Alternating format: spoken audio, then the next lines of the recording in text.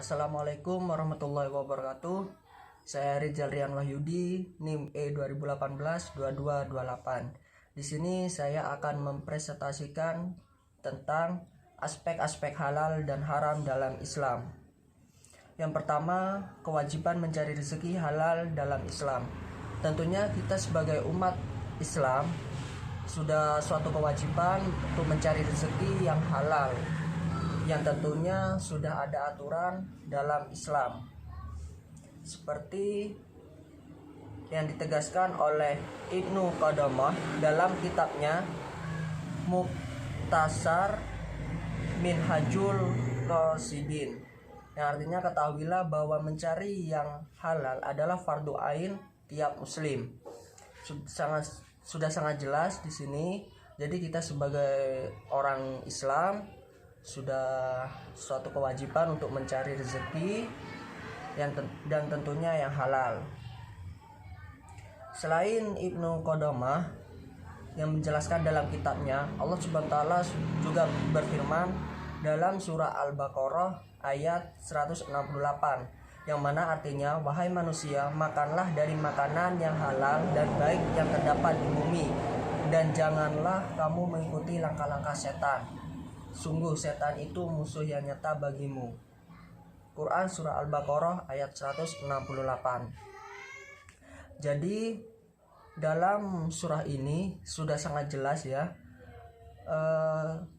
Allah memerintahkan kita sebagai umatnya itu untuk menyuruh mengkonsumsi atau memakan barang-barang yang halal, baik dari makanannya atau cara untuk mendapatkan makanan itu sendiri.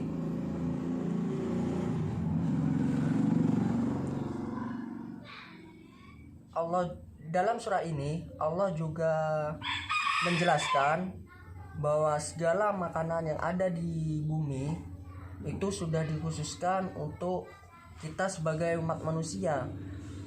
Ya, jadi segala makanan itu boleh dimakan selama tidak ada nas atau larangan di dalam Al-Quran atau Al-Hadis. Selama itu tidak ada di dalam Al-Quran atau Al-Hadis, dilarang atau diharamkan dikonsumsi, maka semua makanan itu mubah atau boleh dimakan. Yang selanjutnya adalah dasar hukum makanan halal dalam Al-Quran. Nah, dasarnya dalam Al-Quran itu ada di surah Al-Baqarah ayat 29. Ini para ulama menetapkan prinsip bahwa segala sesuatu hal hukumnya boleh, itu merujuk ke surah Al-Baqarah ayat 29, yang artinya dialah Allah yang menciptakan segala apa yang ada di bumi untukmu, kemudian dia menuju ke langit, lalu dia menyempurnakannya menjadi 7 langit, dan dia maha mengetahui. Jadi pada dasarnya semua makanan yang ada di bumi itu mubah, boleh dimakan gitu, asalkan tidak ada larangan di dalam Al-Quran ataupun Al-Hadis. Apa saja itu makanan yang halal, makanan yang boleh dimakan atau dilarang dimakan atau dikonsumsi, nanti kita bahas di selanjutnya. Yang selanjutnya yaitu dasar hukum makanan halal dalam hadis. Yang tadinya dasar hukum makanan di dalam Al-Quran, sekarang kita membahas ke Al-Hadis. Lalu apa bedanya dasar hukum di Al-Quran ataupun di Al-Hadis?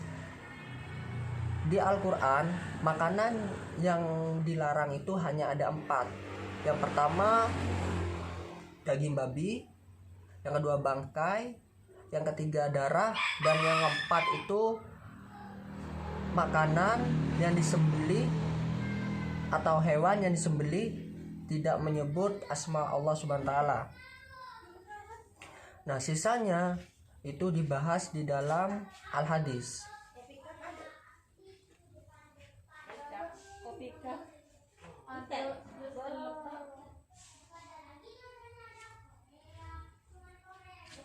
Makanan yang baik yaitu semua jenis makanan yang menimbulkan selera untuk memakannya dan tidak ada nas yang mengharamkannya. Jadi Di al-hadis ini semua makanan yang mengandung selera kita untuk memakannya itu tidak apa-apa dimakan selama tidak ada nas atau larangan di dalam Al-Quran ataupun al-hadis gitu. Di sini ada sabda Rasulullah, yaitu dari Abu Hurairah radhiyallahu an, bahwa Nabi SAW bersabda, setiap binatang buas yang mempunyai gigi taring adalah haram dimakan. Nah, ini salah satu contoh hadis salah satu contoh makanan yang dilarang di dalam al-hadis.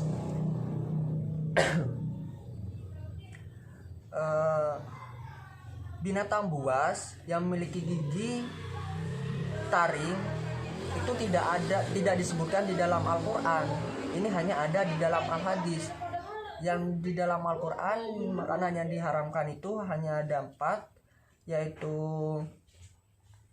daging babi, darah, bangkai, dan hewan yang disembelih tanpa menyebut asma Allah. Hanya ada 4, dan sisanya ada di dalam al-hadis, sangat banyak sekali. Nah, ini saya mengambil contoh, hanya satu contoh, yaitu dari Abu Hurairah radhiyallahu an, bahwa Nabi SAW bersabda, setiap binatang buas yang mempunyai gigi taring adalah haram dimakan. Jadi apa-apa yang tidak ada di dalam Al-Quran akan ada di dalam al-hadis gitu. Al-hadis ini melengkapi Al-Quran gitu.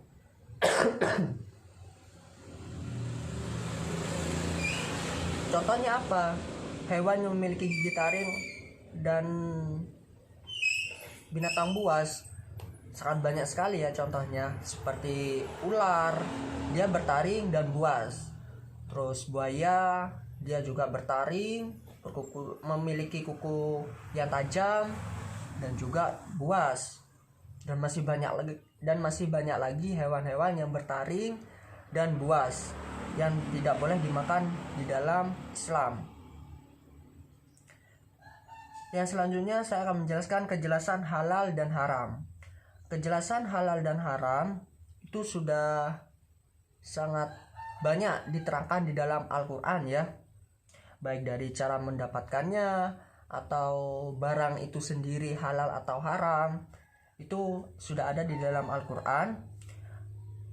Yang mana ada di dalam Quran surah Al-Maidah ayat 5, Quran surah An-Nisa ayat 23 sampai 24, dan Quran surah Al-Maidah ayat 96. Selain di Al-Quran juga ada al-hadis yang melarang beberapa makanan yang tidak boleh dimakan atau haram.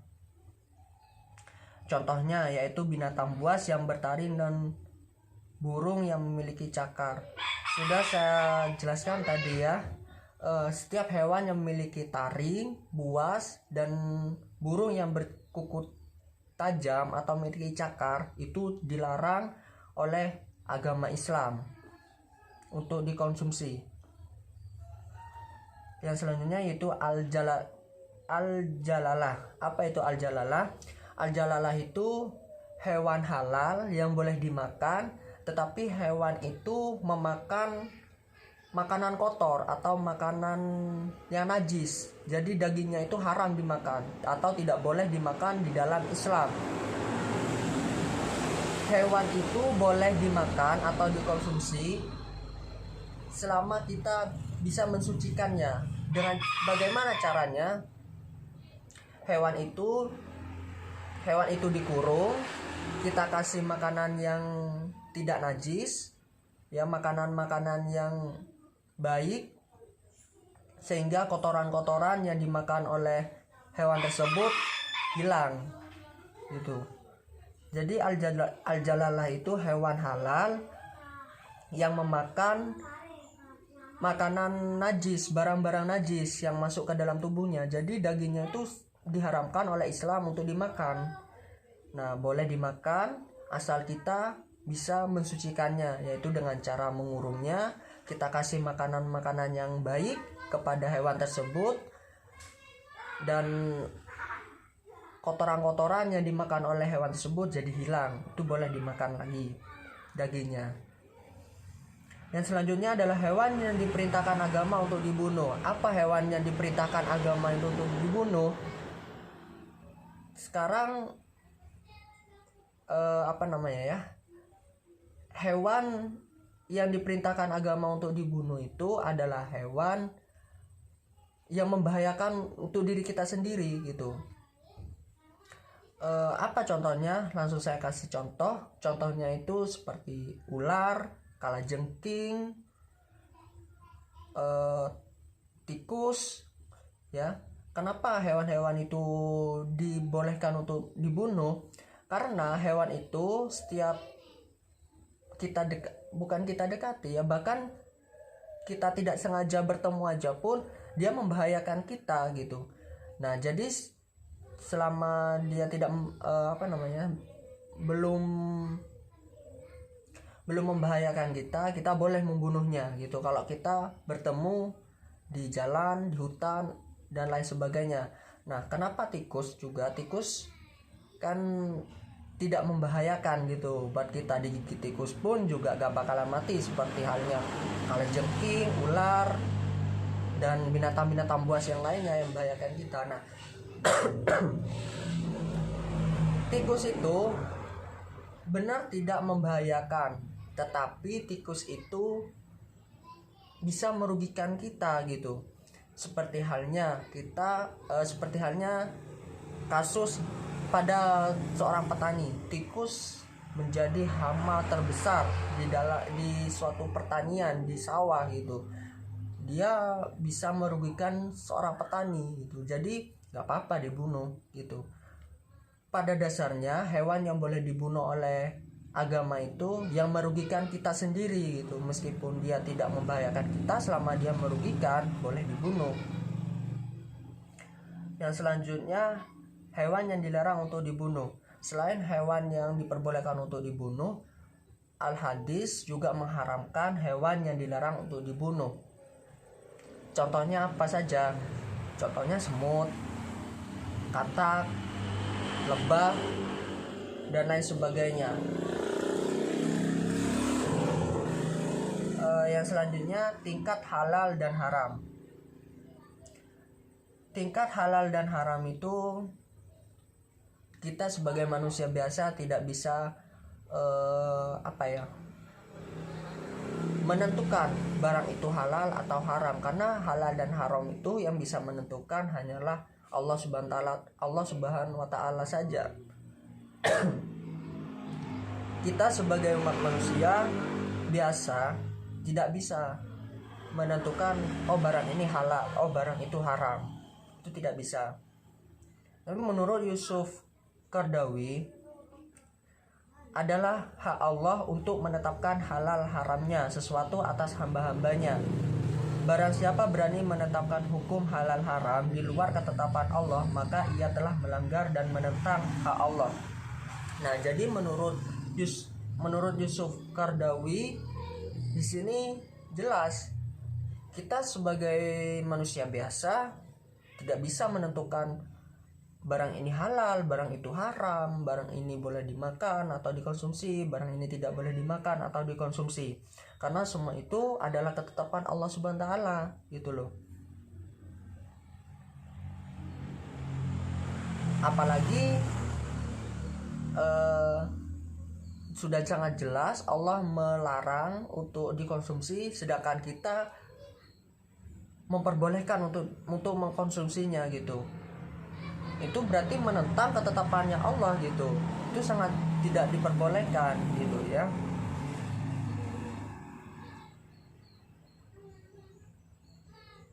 Jadi bagaimana kita mengukur atau melihat barang itu halal boleh dimakan atau haram tidak boleh dimakan? Kalau menurut saya, untuk mengetahuinya ya selama tidak ada larangan di dalam Al-Quran dan Al-Hadis, barang itu boleh dimakan gitu. Karena merujuk kepada penjelasan saya tadi, yang pertama,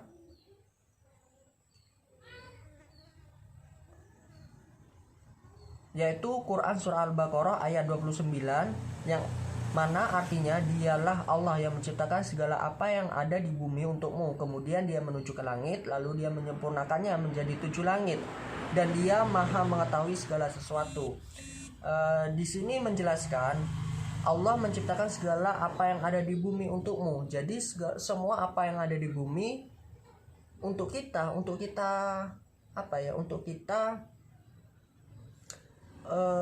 nikmati, atau untuk kita nikmati selama tidak ada larangan di dalam Al-Quran ataupun Al-Hadis. Semua makanan boleh dimakan gitu. Jadi untuk mengukur tingkat halal dan haram, menurut saya seperti itu. Jadi kita lihat Al-Quran dan Al-Hadis. Apakah Al-Quran memperbolehkan atau melarangnya makanan itu dimakan, atau Al-Hadis melarang atau memperbolehkannya gitu.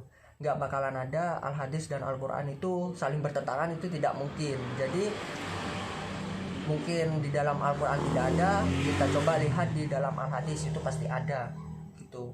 Untuk bertentangan itu tidak mungkin terjadi di dalam Al-Quran dan Al-Hadis.